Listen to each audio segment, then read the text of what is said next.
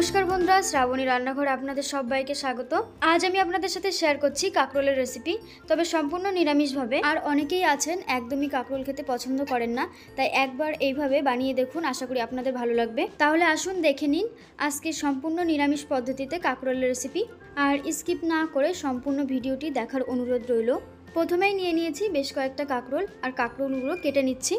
কাঁকরোলের উপরের খোসাটা আলতো করে ছাড়িয়ে লম্বালম্বি করে টুকরো করে কেটে নিতে হবে। আপনারা চাইলে গোল গোল করেও কেটে নিতে পারেন। আর দেখুন কাঁকরোলটা কত সুন্দর কচি, আর ঠিক এরকম লম্বালম্বি করে টুকরো করে নিচ্ছি।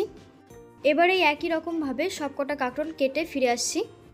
দেখুন সব কাঁকরোলগুলো কেটে নেওয়া হয়ে গেছে এবং পরিষ্কার করে ধুয়েও নিয়েছি। আর এই রান্নাটা করতে আমাদের যে উপকরণগুলো লাগবে সেগুলো হলো নারকেল বাটা, সর্ষে বাটা, পোস্ত বাটা ও আদা কাঁচা লঙ্কা বাটা। এছাড়াও লাগছে লবণ, হলুদ, পরিমাণ মতো তেল। এবার কড়াইতে পরিমাণ মতো তেল দিয়ে ভালো করে গরম করে দিয়ে দিচ্ছি টুকরো করে কেটে নেওয়া কাঁকরোলগুলো। দিয়ে দিচ্ছি সামান্য হলুদ গুঁড়ো ও সামান্য লবণ। এবার লবণ হলুদটা কাঁকরোলের সাথে মিশিয়ে নিয়ে কাঁকরোলগুলো লাল লাল করে ভেজে নেব। কাঁকরোলগুলো দেখুন লাল লাল করে ভেজে নিয়েছি। এবার কাঁকরোলগুলো উঠিয়ে আলাদা একটা পাত্রে রেখে দেব। তারপর ওই একই তেলের মধ্যে দিয়ে দিচ্ছি কালো জিরে।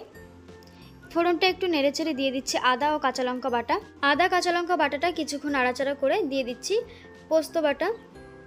পোস্ত বাটা দেওয়ার পর আদা কাঁচা লঙ্কার সাথে ভালো করে মিশিয়ে নিয়ে কিছুক্ষণ নেড়েচেড়ে দিয়ে দিচ্ছি নারকেল বাটা। নারকেল বাটাটা দেওয়ার পরও ওই একই রকমভাবে খুব ভালো করে মিশিয়ে নিতে হবে। তারপর দিয়ে দিচ্ছি পরিমাণ মতো হলুদ গুঁড়ো, স্বাদ মতো লবণ, আর দিয়ে দিচ্ছি সামান্য একটু চিনি। এবার এই সমস্ত কিছু একসাথে খুব ভালো করে একটু কষিয়ে নিতে হবে। আর আমি লঙ্কা গুঁড়োটা দিতে ভুলে গেছিলাম, তাই রঙের জন্য একটু লঙ্কা গুঁড়োটা দিয়ে দিলাম। তারপর সব শেষে দিয়ে দিচ্ছি সর্ষে বাটা। সর্ষে বাটাটা দিয়েও কিছুক্ষণ ভালো করে একটু কষিয়ে নেব, 1-1.5 মিনিটের মতো। 1-1.5 মিনিট ভালো করে কষিয়ে নেওয়ার পর দেখবেন মশলা থেকে তেল চাটতে শুরু করেছে। আর সেই সময় আগে থেকে ভেজে রাখা কাঁকরোলগুলো দিয়ে দিতে হবে। কাঁকরোলগুলো দেওয়ার পর মশলার সাথে ভালো করে একটু মিশিয়ে নাড়াচাড়া করে পরিমাণ মতো জল দিয়ে দিতে হবে। পরিমাণ মতো জল দেওয়ার পর 10 মিনিটের জন্য ঢাকা দিয়ে রান্না করে নেব। 10 মিনিট পর ফিরে আসছি। 10 মিনিট পর দেখুন রান্নাটা কিন্তু প্রায় হয়ে এসছে।